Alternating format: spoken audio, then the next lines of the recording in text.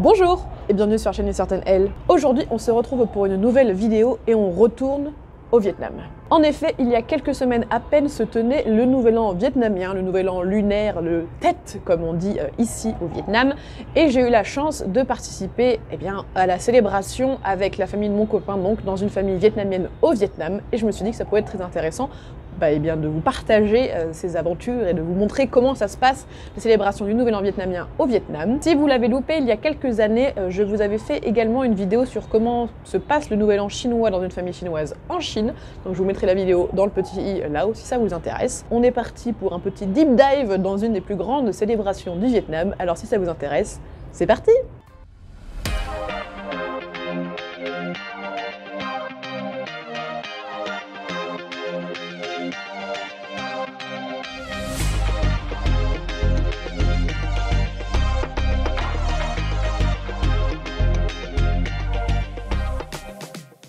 Alors tout d'abord quelques points importants à noter. D'abord sachez que donc Tet c'est le nouvel an vietnamien, c'est le nouvel an lunaire.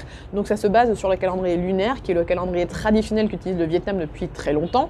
Aujourd'hui j'utilise avant tout le calendrier occidental pour toutes les démarches administratives de la vie, mais pour tout ce qui sont des célébrations traditionnelles, les anniversaires et autres choses comme cela, il se base donc sur le calendrier lunaire. La date du nouvel an, donc du Tet, peut varier entre en gros du 15 janvier au 15 février, selon les années, ça change tous les ans. Cette année, le nouvel an se passait entre la nuit du 10 au 11 février, donc c'était il y a assez peu de temps à l'heure où cette vidéo est postée. Et dans les faits, on compte la période du nouvel an jusqu'à 2 semaines après donc le nouvel an officiel, mais la plupart des célébrations se passent vraiment autour de cette nuit du Nouvel An. Deuxième point très important à savoir, c'est que le Nouvel An vietnamien, c'est l'équivalent de notre Noël. C'est une fête familiale, une fête où on se retrouve, une fête pour passer du bon temps ensemble, pour communier avec les ancêtres. Bon ça du coup on n'a pas trop ça dans notre Noël à nous, mais traditionnellement voilà, ce sont des fêtes vraiment familiales et qui ne sont pas du tout faites pour les touristes.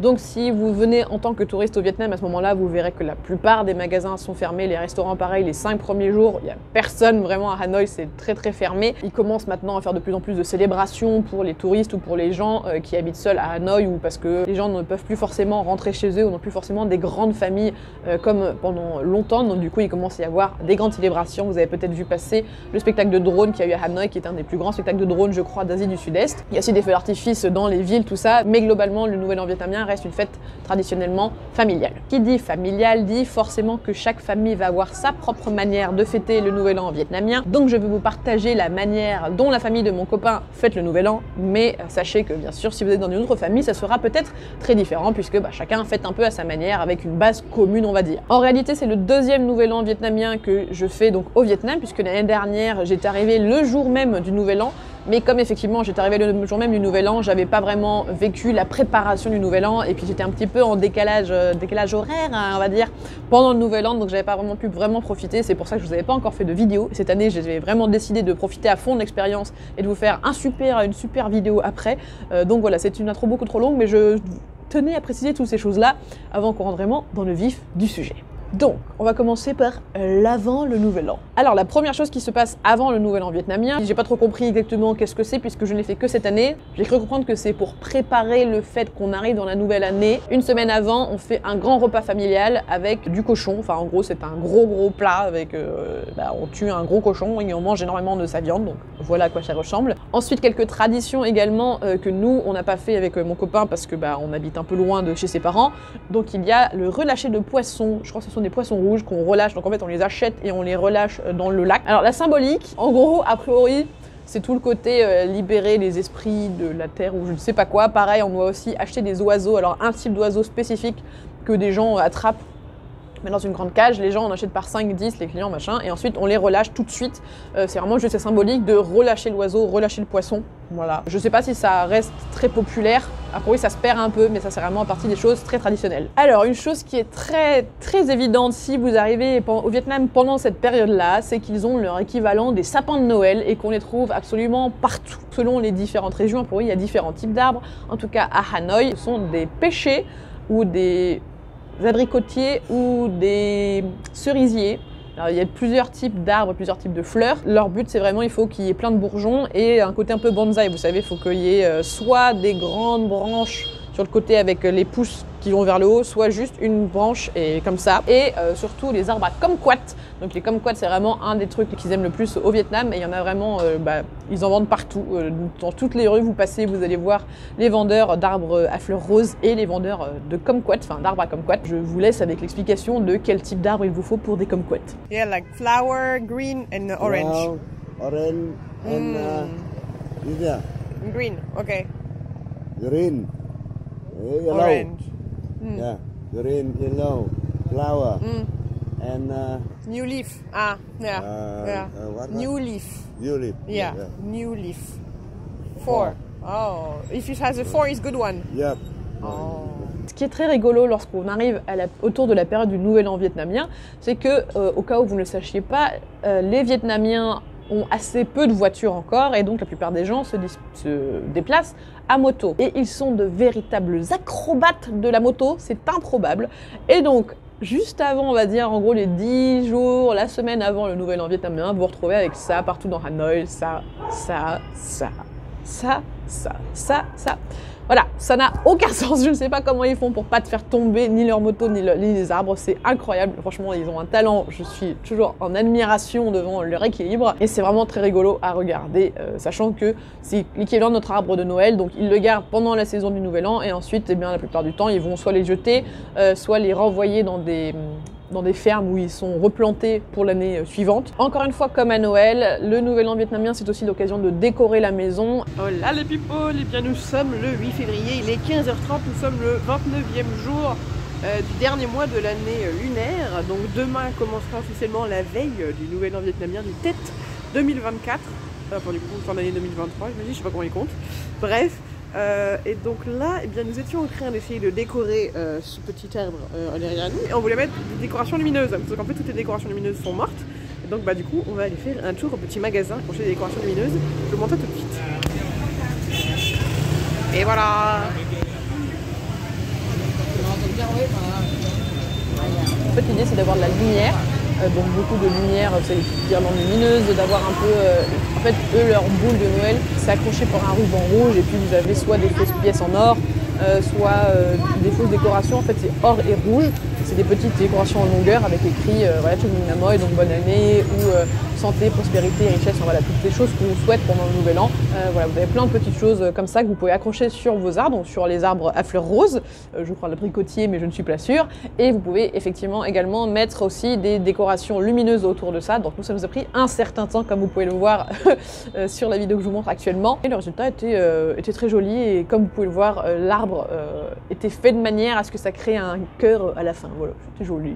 Qui dit décoration dit faire ses achats et donc un peu comme encore une fois en France autour de la période de Noël, on va dire à peu près 3 semaines avant le Nouvel An vietnamien, tous les magasins se parent de décorations rouge et or pour le Nouvel An. Vous pouvez aussi acheter donc les fameux, alors en Chine on dit Hong Bao, au Vietnam je n'ai pas retenu le nom mais en gros c'est les petites pochettes à Lucky Money. Vous avez entre autres les comme ça, vous avez les classiques, vous savez les rectangulaires super jolis, puis vous avez des petites sympas avec la forme de l'animal de l'année, donc cette année encore une fois c'est le dragon, et vous pouvez mettre dans la fente juste là les petits sous-sous. Alors une chose très importante également pour le Nouvel An, c'est de tout nettoyer, parce que qui dit Nouvel An vietnamien dit grand nettoyage de printemps. Le principe c'est vraiment qu'on commence l'année avec une maison propre, on enlève toute la poussière, parce que a priori tout ce qui arrive après le Nouvel An, c'est censé être de la chance et donc on ne peut pas nettoyer tout de suite la maison, donc il faut vraiment que tout soit propre avant.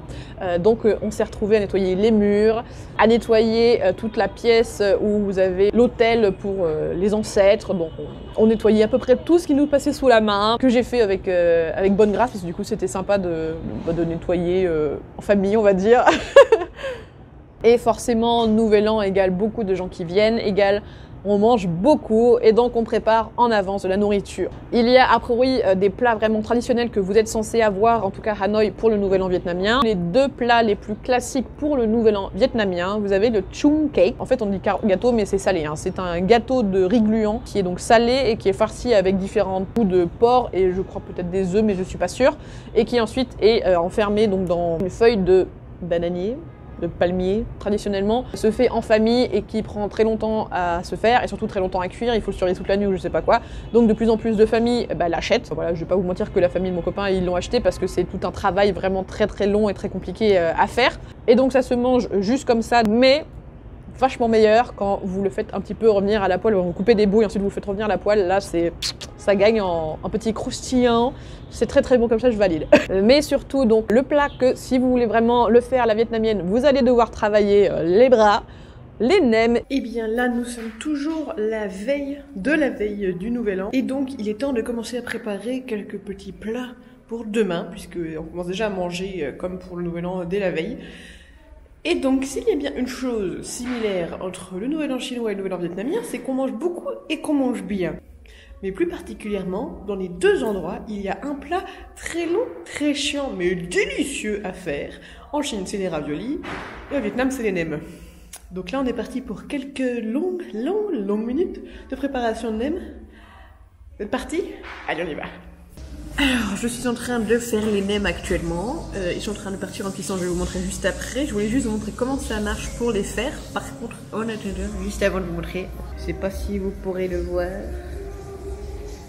J'ai un invité qui m'aide. Bonjour mon invité. Ceci est beaucoup trop. Alors, que je vous montre comment que ça marche. Donc, prenez une feuille. Là, ce sont des feuilles rondes. Vérifiez qu'il n'y a pas de trous. S'il y a des trous, il faut les boucher. Ensuite, on prend de l'eau.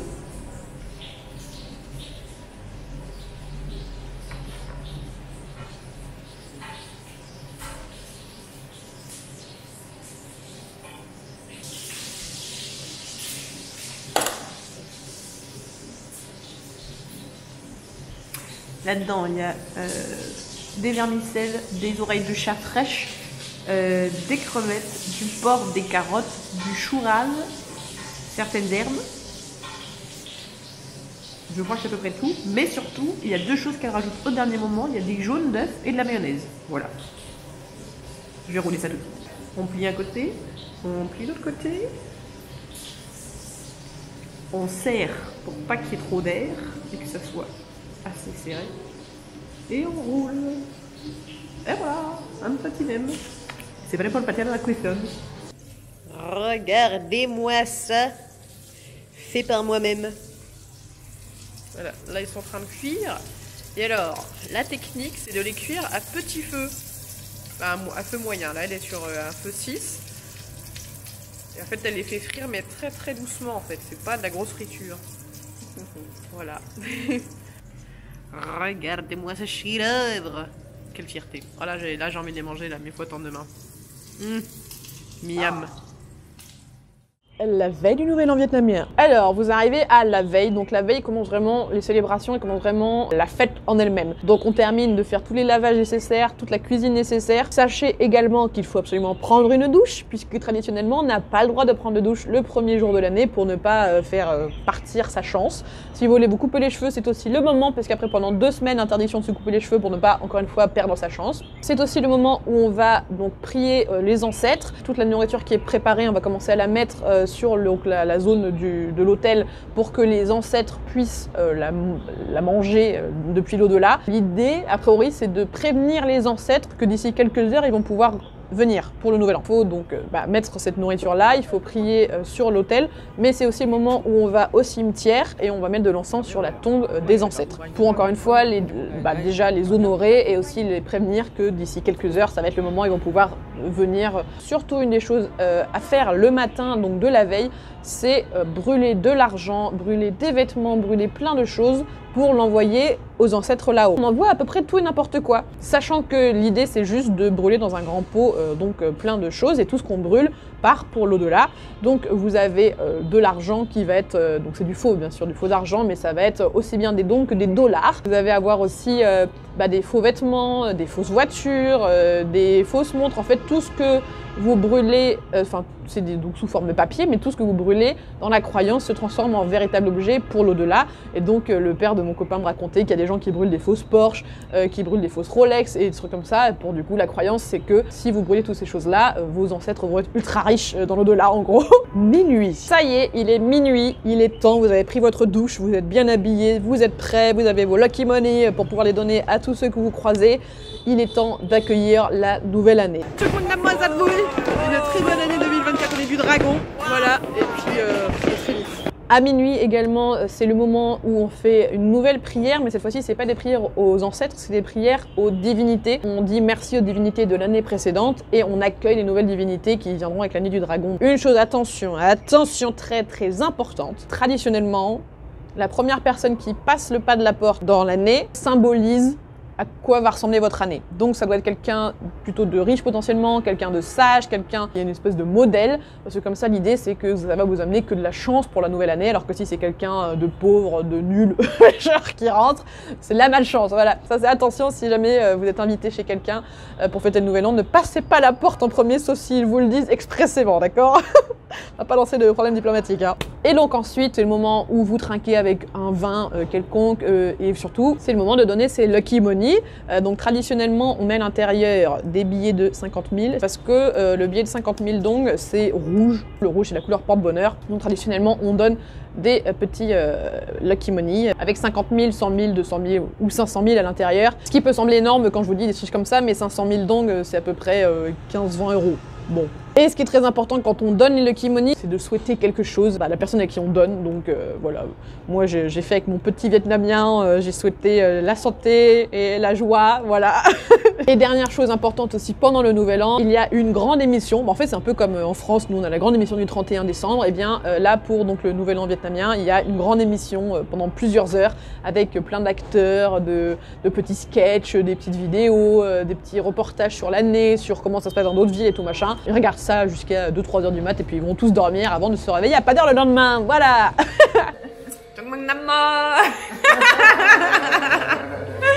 Ayo, ayo.